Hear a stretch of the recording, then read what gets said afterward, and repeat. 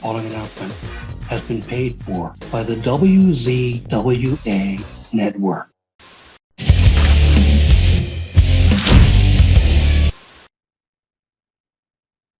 Hello, everyone, and welcome to the WZWA Network, and welcome to my review show here of WWE Super ShowDown from October 6th, 2018, from the Melbourne Cricket Ground in Melbourne, Victoria, Australia, in front of 70,309 fans. As you may know, if you've been checking out stuff on our channel, this is the week of WWE Elimination Chamber. And we've been doing some coverage on Australian-related things as it pertains to WWE. The other day, me and Juicy Boy, we covered Global Warning from 2002.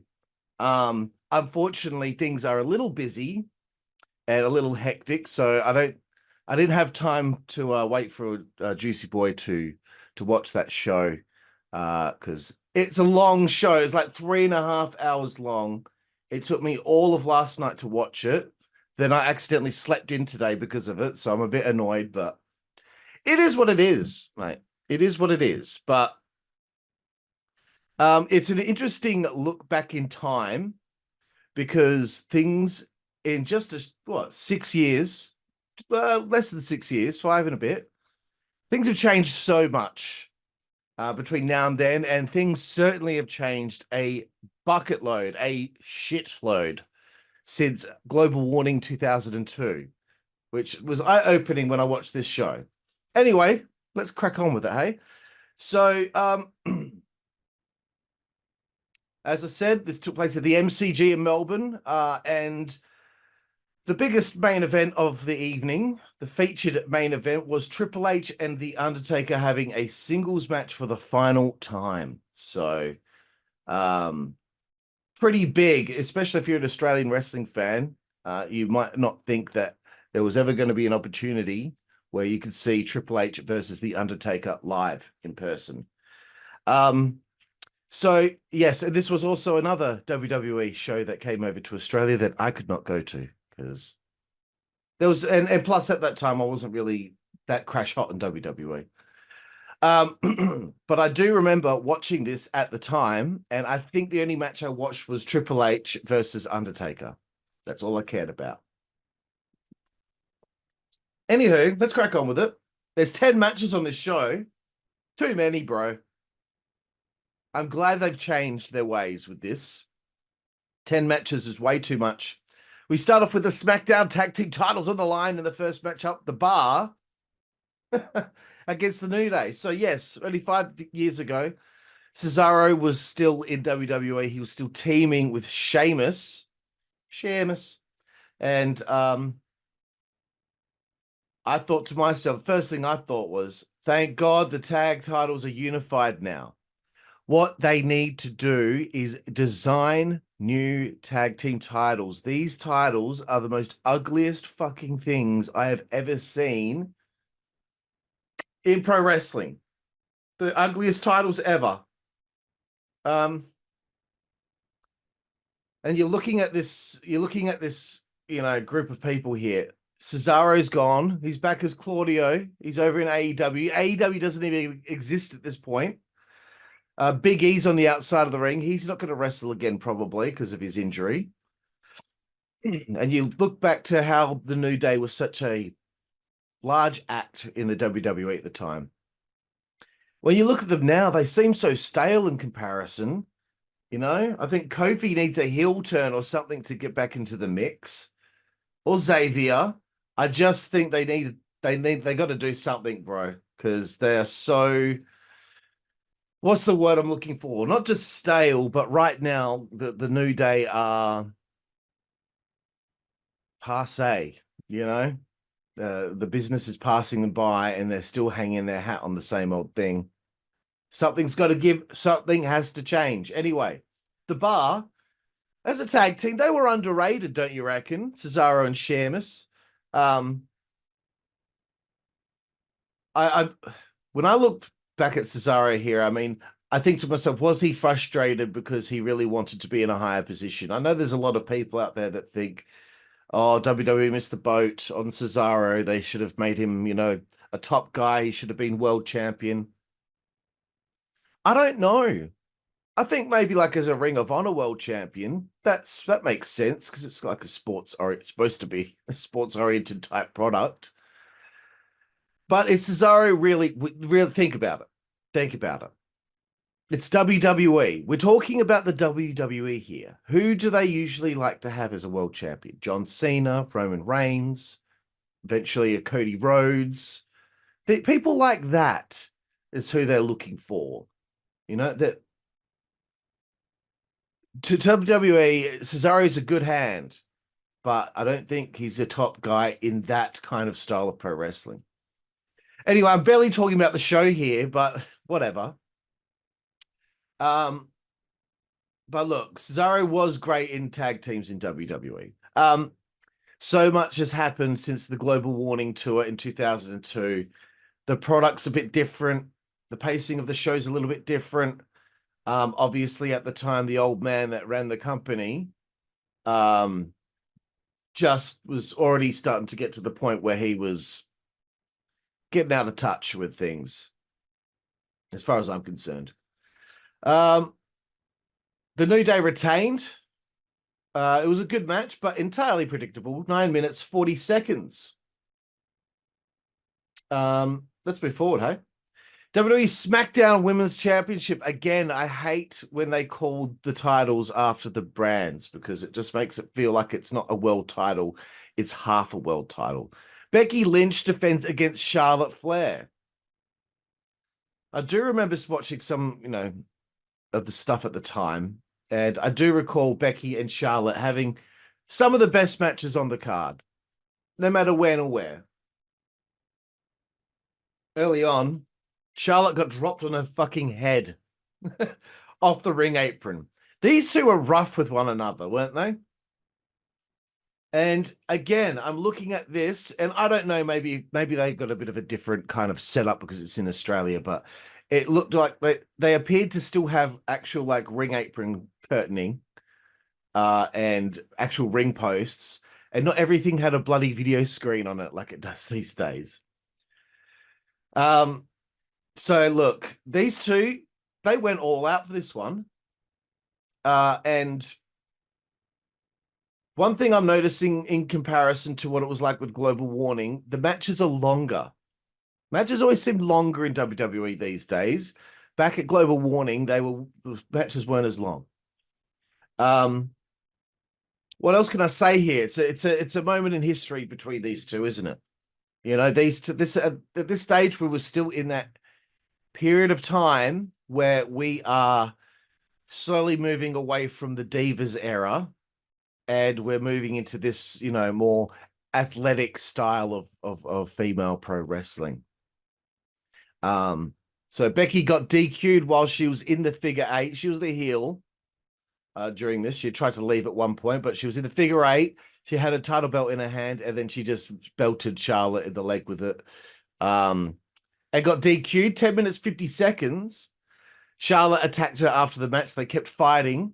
And then Becky laid Charlotte out, which I was quite surprised by.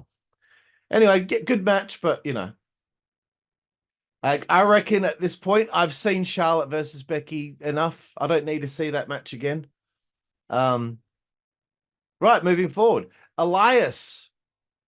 Another moment in time here. Elias and Kevin Owens were in the ring as Elias was strumming his guitar. Kevin Owens was trying to talk on the microphone. The fans started chanting his name. He waited for them to stop, and he said, before also rudely interrupted, they were chanting his name. He's actually very good when he's a heel. He mentions that they were sitting in a cesspool of a city. When I had a rock band, our first song that we had was called Cesspool City, mate. So that popped me. Somehow, Mick Malthouse, who's a coach for our Australian rules football, he's very well known over here. He got a shout out by Elias, and then he made fun of the Collingwood Magpies Football Club. I always love when they try to make a local reference, because you know that they don't. They're talking about it like it's just old hat. It's regular news for them. You know that they've gone to the effort to seek out the information. But it always makes me laugh. Lashley interrupted. Here's a different version of Lashley. He's like, got like a sweatband on his head and all that. He's got no character at this stage. He's probably just come back. He's, after his long hiatus and his time in TNA. So this is prior or pre Hurt Business Lashley. So really eye-opening to see that. And then, of course, his tag team partner was John Cena. So this is, I'm assuming that John probably knew that this would be his last match in Australia ever. And I'll talk a bit more about that in a minute. It was just weird seeing all these guys at this point. Cena's got the JBL hairstyle. Lashley is kind of, he's fresh back in the company. I don't think he's even won a WWE championship at this point. Elias is still trying to climb the ranks, and obviously he's in favor with the company for some time around this point. But as we know, as time wears on, they start to, for whatever reason, someone behind the scenes there does not like or did not like Elias, and that's why he never progressed higher up the card.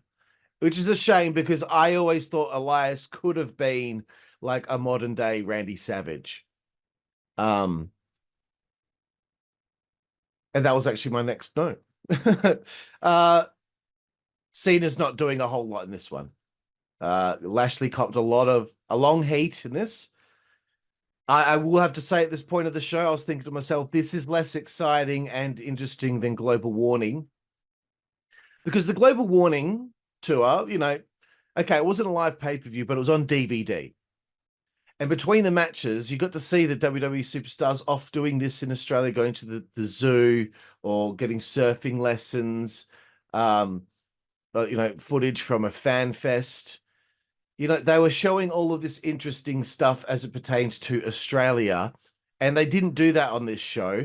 It was literally match for 10 matches. And I thought that they could have done a little bit more to make this a bit more, not just exciting, but tailored to being, look, this is Australia. We're in Australia. Check it out. Here's I don't know, the New Day drinking a Foster's. We don't even sell Foster's over here. But Foster's is our export beer. We don't drink it over here. You can find it in rare places, but Foster's is our export beer. We export that to different countries. No one drinks Foster's. Anywho, Lashley went all out here. He went for a spear to Elias through the ropes and just fucking landed on the outside of the ring. And I was also thinking, I don't remember Elias and Kevin Owens being a team. Anyway, Cena finally got the hot tag. And it didn't take long, man. He just hit his 5 moves of doom, hit the AA, the attitude adjustment on Elias. Then, because I think he had just done a movie with Jackie Chan, he then hit like a I don't know, what is it, like a heart punch or something like that, and he got the pin from that. 10 minutes, 5 seconds. So here's the poignant, interesting crossroads that John Cena's at this point of this show, of his career. Sorry about the water, it's very hot here. It's like he got on the microphone and it was like he was saying farewell. It's like he got to that point in his career, and this is really interesting. Because I don't think he'd been wrestling full time at that point, and I might just pull that up right now just to double check. Cage match, John Cena. Global Warning. I believe I said when I did that review, that was The Rock was 5 matches away from that match with Brock Lesnar at SummerSlam where he dropped the belt to him, and Rock was never a full-time wrestler again. He was on the cusp. He was on the precipice, is that the word that I use, of having a massive change in his life and pulling back from his time in the thing that made him who he is, which is pro wrestling. Okay. Yeah. Okay. 2018. Cena's wrestling January, February, March, April. Yep. April, he's wrestling Triple H in Saudi Arabia. That's the last time they wrestled there. I'm sure this isn't interesting to anyone but me. The 40th last match he's had up until this point was that match with Bobby Lashley against Elias and Kevin Owens in Australia. So after that, he's only had 39 matches since then. But at that point, 1, 2, 3, 4, 5 again. 5. Oh no, there's some matches in 2019 as well. He does do a lot of house shows. He does wrestle on television a little bit, but yeah, within 2 months, less than, he is no longer going to be wrestling full-time for the WWE. So he was again on the cusp of his life making a very big change, and he probably felt sad about it, but he knew it was time to move on. And I think I felt that way too. There's only so many times you can see John Cena win.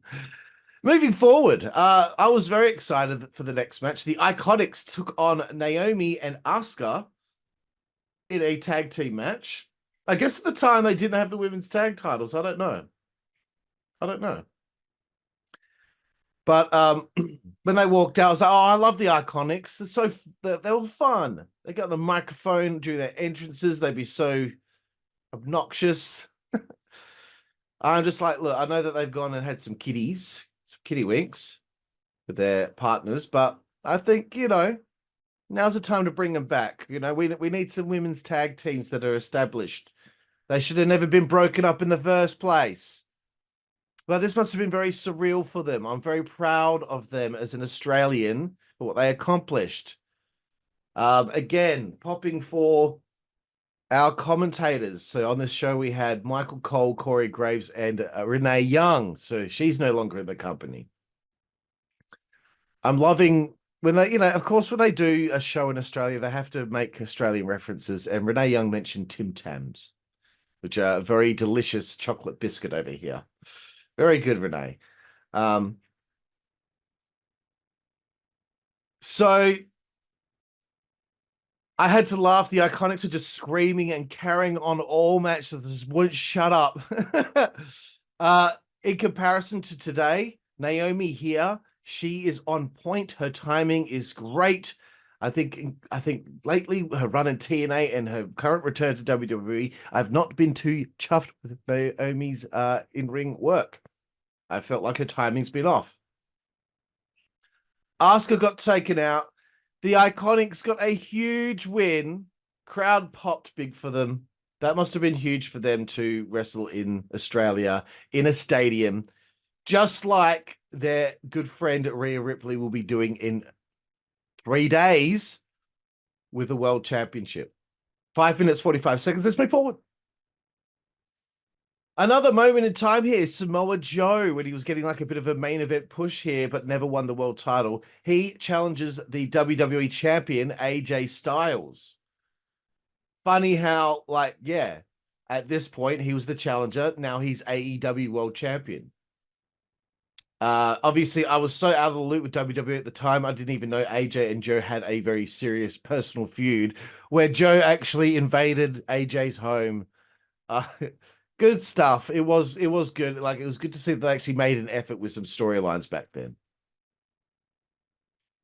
I will admit, while I watched this match, it was late at night. I fell asleep. I fell asleep for about 15 minutes. And the next thing I knew, it was a 6-woman tag team match. I don't think it's Joe and AJ's fault. It's just I'm cramming so much shit in this week, and I'm behind on work so much. I need to stop talking so much. Today's literally probably my last day where I can actually do some video editing. So once this goes up, I've got to make a couple more things, and then I'm pissing off for the day. Because I have to go see Mudvayne tonight and review that for a music publication. So, I've got that in the way. And I'll get to it at the end of this review, okay? But we're having a hectic few days here.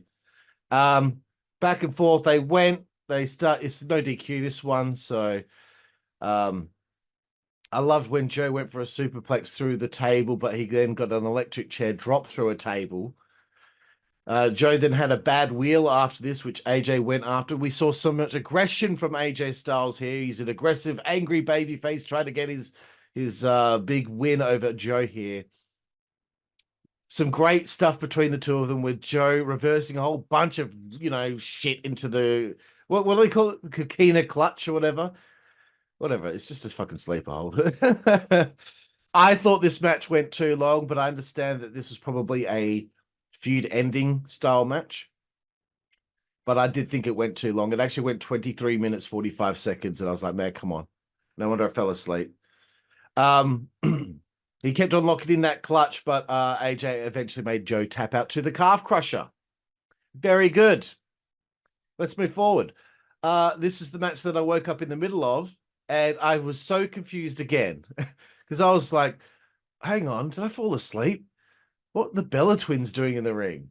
Ronda Rousey was there at this point? Yeah, I was, and then they're against the Riott squad. What a different time, bro. Liv, Ruby, and Sarah Logan were the team here. I liked the Riott squad at the time. Now Ruby Soho in AEW. Sarah Logan's Valhalla now with the Viking Raiders. And Liv Morgan's a former world champion. Good on you, sweetheart. You fucking nailed.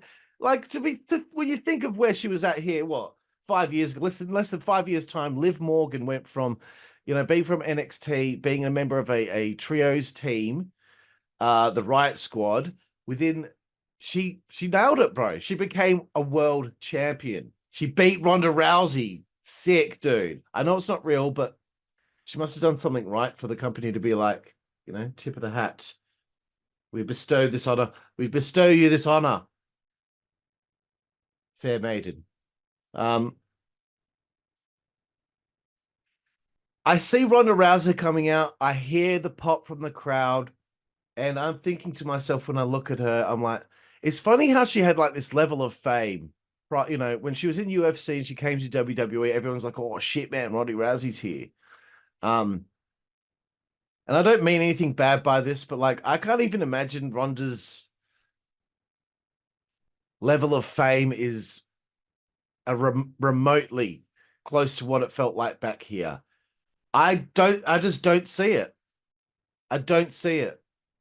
Like, I don't think she would ever make a bump in ratings again. I think her run in WWE, I think she wrestled too often. I think she should have done more of a Brock Lesnar thing. Because it no longer was special. But it really is a moment in time. As I said, this show should be called WWE Moment in Time, because you see the Bella Twins here. And, but we're slowly moving into this new era.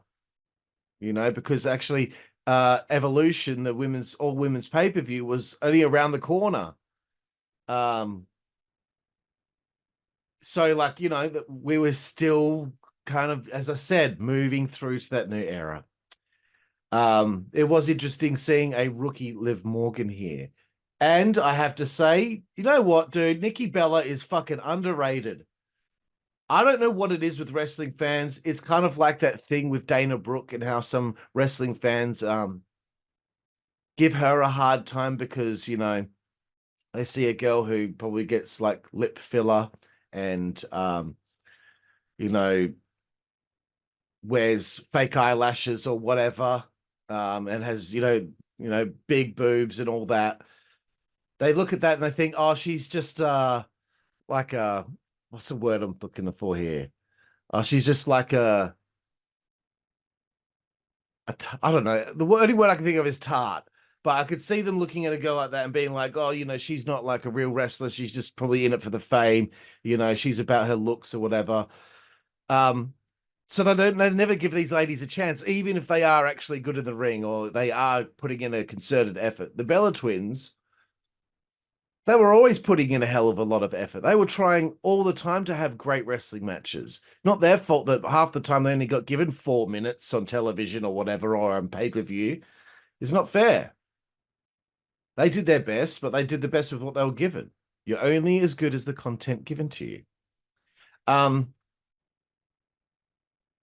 But you know what? Ronda was very interesting to watch at the time because she was a little unhinged. She was a little rough around the edges. You didn't know if someone was going to get hurt. You know what? That Piper's Pit, whatever that move is called, there's like a Samoan drop, but I don't know what the hell it was. That finisher was always absolutely shit. That's not a finishing move. I always thought that move sucked. I don't know how it was thought of, but it's like a backyard wrestler's finishing move. I also never understood her arm bar. Like, you can straighten out the arm without actually popping it, you know, or hyperextending it. It was always like the arm was like folded in half or something. I don't know. She ends up getting a double arm bar on, I think, Sarah Logan and Liv Morgan to get the double tap out in 10 minutes and 5 seconds. Way to put someone over. Yeah, I thought again, oh my God, how many more matches are there? At this point, there's 4 more matches, dude. 4 more matches. WWE Cruiserweight Championship on the line in the next one. Cedric Alexander, the champion, defending against Buddy Murphy. We just go from one match to another, to another, to another here. Again, this was truly a different time because we got the Cruiserweight Championship still at the stage. Although, thankfully, they didn't waste their time in taping the ropes purple. Buddy nearly won the match straight away. He's not a cruiserweight now. He's Buddy Matthews over there in AEW. You see, he's jacked now. Cruiserweight no more. Crazy dive from Buddy at the beginning of the match. He was so close to winning a few times early on. I still think a cruiserweight division can work in wrestling, but it can't just be about the matches. It needs story too. You can make the stories more sports driven because they're obviously going to be utilizing more athletic stuff when they wrestle and not as much hijinks and shenanigans. All it just happens to be, they just happen to be smaller guys because we can't be having guys like Jack Perry beating Brian Cage. We can't have guys like Orange Cassidy beating Big Bill. And Orange Cassidy's probably not even a cruiserweight, but you can't have guys that look like civilians beating jacked dudes. It's not realistic. I don't give a shit what anyone has to say about it. They had a hell of a battle here. Spot of the match, or maybe of the show, a Michinoku driver off the top rope by Cedric Alexander on Buddy. Buddy kicked out, but I've never seen a Michinoku driver off the top rope like that. That is insane in the men brain, insane in the brain. We'll give Cedric some credit for his facial expressions. Murphy hit a sick move. I don't even know what this move is. I've never seen it before, but he won the championship in his country. Crowd going ballistic, crowd going banana. First Australian to ever win a championship in the WWE, and it is Buddy Murphy. 10 minutes, 35 seconds. Let's move forward. I'm seeing Strowman, Ziggler, and Drew McIntyre come out. I'm like, what's the match now? When is Undertaker versus Triple H happening? I prefer like a 6 or 7 match card, okay? I'm not big on 4 or 5. 6 or 7's pretty good. Anything over that's a bit much. AEW is the worst at it when they have their, including the pre-show, 14 matches on the show and it goes over 4 hours. It's too much. You burn people out. So I'm like, Jesus Christ, how long ago was this show? Because I hear the Shield's theme song play and I'm like, what the? I don't understand. 2018 it was. There must have been a time they had a reunion for a little bit, didn't they? For a short period of time. But I was getting really confused with the timeline of events here. Cena's about to be gone. The Divas era is almost over, and we're moving into that other era. Undertaker and Triple H about to have their last match ever against one another. The New Day are still there. Heaps. AEW doesn't exist. Ronda Rousey's only just got there. The Shield are back together. It's weird. Who'd have thought that at this point Ziggler would be in TNA, Dean Ambrose would be in AEW, and bro, I'm telling you, the Dean Ambrose I saw here, it's only 5 years ago, but Roman and Seth are just as, if not the same level of in-ring quality that they were back then as they are now. I'm not just saying this because I'm not the biggest fan of AEW. I was like, my eyes were widened open looking at Dean Ambrose here and how limber, quicker, how better he was in the ring here, how he just looked in better shape, like he was in great shape. And I'm like, wow, it's like okay, here's a good example. It is a weird one. Say you've got a dog, right? And your dog is getting a little bit older in age and he moves around a bit slowly or whatever. You bring a puppy or a little buddy for your old dog to have. That little puppy is going to all of a sudden just rejuvenate this dog and bring so much life and excitement to them. That's what I'm equating it to here. Dean Ambrose was just so sprightly, and it just, now I watch his stuff and I'm like, what are you doing half the time, dude? I don't know. I think, I'll be honest with you, I see Dean Ambrose here and I see what he's like as John Moxley now. I'm like, no, I would never rehire him. They don't need him. And he probably won't ever go back, and that's fine. They don't need him. But anyway, now look where we're at now. Roman and Seth are the world champions of WWE. Drew is in the hunt. He's former world champion. Braun injured and on the way back. This is interesting. Rollins copped the heat. Strowman missed. What the hell they were thinking of here, I don't know. Braun Strowman tried to do a splash off the top rope. Every time a big guy tries to do a splash off the top rope, they never flat bump it properly. They never front flat bump it. They always kind of like hit their feet and then like they do like a roll or something. And it's just like, bro, just take the fucking bump properly. Moxley was doing stuff here that I think he could never do that now. He cops a Superman punch by accident. Again, I'm writing all about Moxley here. He has a spring in his step. I don't know what's happened. I don't know what's happened to him. I know he struggles with, some of his things that he's been through. And I know I give him a bit of a hard time and say, I'm not a fan of his. And I'm not, honestly, I'm really not. I'm not a fan of his.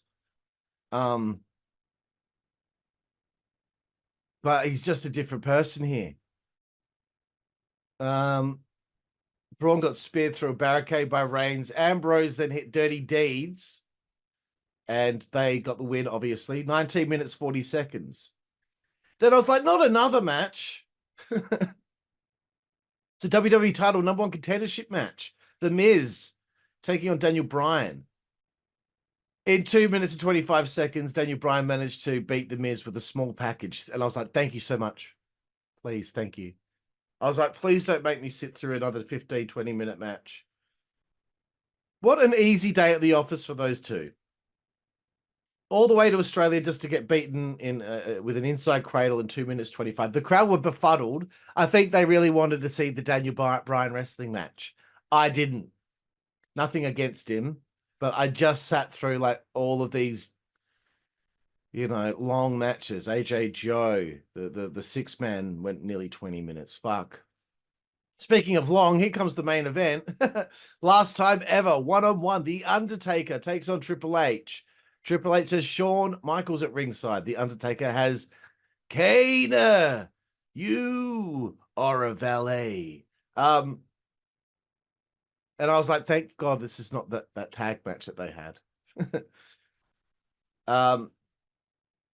So yeah, this was the last time they have a singles match. I'm guessing the next time around they had that tag team match, that god awful tag team match. Fuck, what a shame.